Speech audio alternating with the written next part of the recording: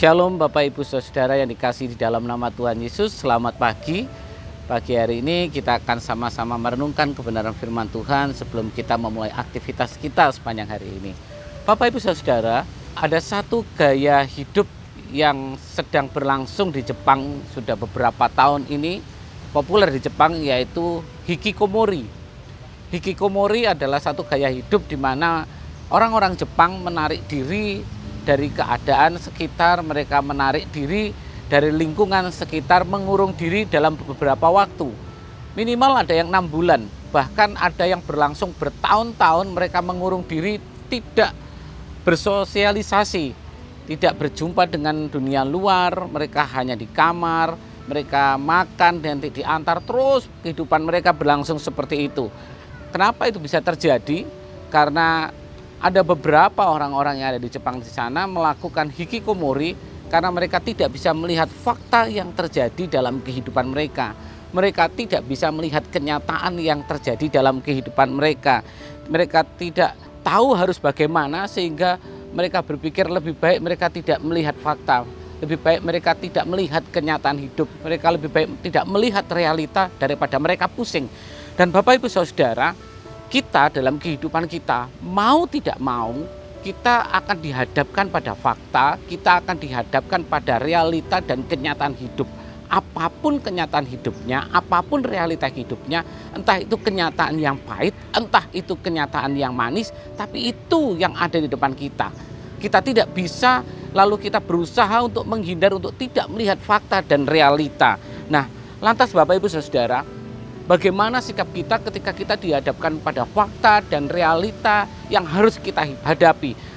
Saya akan bacakan satu ayat di dalam 1 Samuel 17 ayat 48. Ini ayat yang sangat menarik sekali, di mana bagaimana Daud harus menghadapi fakta yang harus saat itu dia hadapi. 1 Samuel 17 ayat 48. Demikian bunyi firman Tuhan. Ketika orang Filistin itu bergerak maju untuk menemui Daud, maka segeralah Daud berlari ke barisan musuh untuk menemui orang Filistin itu. Ayat ini adalah ayat yang ditulis dalam kisah bagaimana ketika Daud berhadapan dengan Goliat. Ada satu yang menarik adalah begini. Dalam terjemahan yang lain, kalau terjemahan ini kan berkata bergerak maju. Goliat bergerak maju, lantas Daud segera, ya, kalau dikatakan di situ adalah segeralah Daud berlari. Di terjemahan lain dikatakan bahwa Goliat itu maju mendekat. Saya bisa bayangkan Bapak Ibu Saudara, ketika Goliat berusaha untuk mendekati Daud dengan jalan tenang begitu ya, tidak terburu-buru. Namun justru yang Daud lakukan sebaliknya. Alkitab berkata ketika Goliat maju mendekat perlahan, apa yang dilakukan Daud? Dia berlari dengan segera tanpa menunggu. Saya cuma bayangkan betapa luar biasanya Daud ini. Memang ada fakta. Faktanya secara fakta, kenyataan yang harus dihadapi Daud adalah Goliat lebih besar daripada Daud. Itu fakta, itu kenyataan. Dari tinggi, ukuran badan, Goliat memang lebih besar daripada Daud. Fakta kenyataan yang lain bahwa Goliat adalah sosok yang terampil menggunakan senjata. Ada dalam satu tafsiran bahwa Goliat itu adalah tentara bayaran. Jadi seorang tentara bayaran tidak mungkin dibayar oleh orang-orang Filistin kalau tentara bayaran itu tidak mahir menggunakan senjata. Itu sebabnya Goliat juga punya asisten lain untuk membawakan senjata-senjata yang lainnya. Tapi dia adalah sosok yang mahir menggunakan senjata. Dan fakta berikutnya adalah bahwa Goliat adalah orang yang punya pengalaman bertempur yang banyak. Di atas kertas, Bapak Ibu, Daud kalah telak. Tidak punya pengalaman berperang Daud. Dia tidak mahir menggunakan pedang, dia tidak mahir menggunakan tombak, menggunakan panah dan segala macamnya. Dan secara fisik, secara kekuatan, Daud di bawah Goliat. Di atas kertas fakta dan kenyataan yang dilihat oleh Daud, yang dilihat oleh Saul, yang dilihat oleh orang-orang Filistin, ya seperti itu. Kalah telak. Memang itu faktanya. Dan memang tidak bisa ditampilkan. Itu kenyataannya, tidak bisa dihindari. Namun Bapak Ibu, ada satu fakta yang tidak dilihat oleh Saul, ada satu fakta yang tidak dilihat oleh orang-orang Filistin dan hanya dilihat oleh Daud. Apa faktanya? Faktanya adalah bahwa Daud memiliki Allah yang luar biasa. Fakta bahwa Daud memiliki Allah yang besar. Itu tidak dilihat Saul, itu tidak dilihat oleh orang-orang Filistin lainnya. Dan fakta inilah yang membuat Daud menjadi berani. Fakta inilah fakta bahwa dia punya Allah yang luar biasa, bahwa dia punya Allah yang besar. Fakta ini yang membuat Daud menghampiri Goliat dengan berlari dan segera. Seolah-olah Daud ingin berkata, saya mau hadapi kamu langsung, gak nunggu waktu lama, langsung sekalian saya habisi. Kenapa Daud bisa begitu? Karena dia lihat satu fakta yang tidak dilihat oleh orang lain. Faktanya adalah bahwa Daud punya Allah yang luar biasa.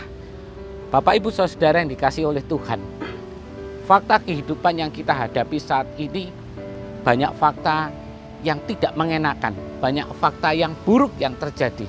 Dan fakta yang ada di depan kita itu fakta. Ketika harga mulai naik, itu fakta. Ketika minyak goreng kemarin sempat di atas 30.000, itu fakta.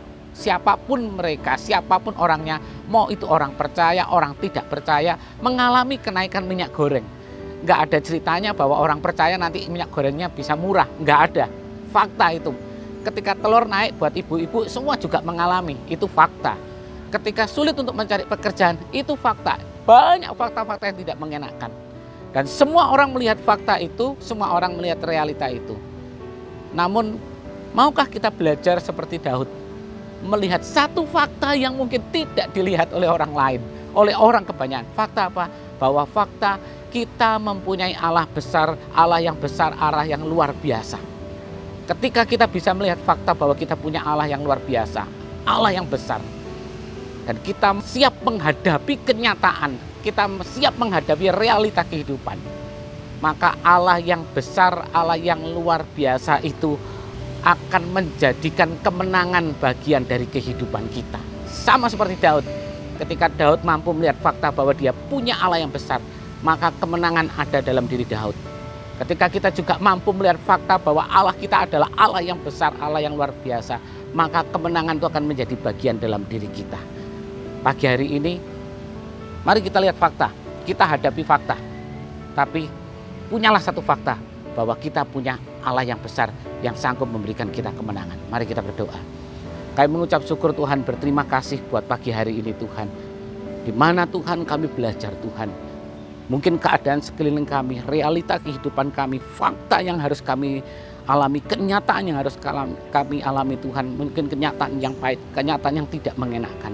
Tapi kami mau melihat satu fakta Tuhan, bahwa Engkau Allah yang besar. Kami mempunyai Allah yang dahsyat, kami punya Allah yang luar biasa. Dan kami percaya, ketika kami percaya Tuhan, kami melihat Engkau yang luar biasa, kemenangan itu menjadi bagian dalam kehidupan kami. Terima kasih Tuhan, terima kasih.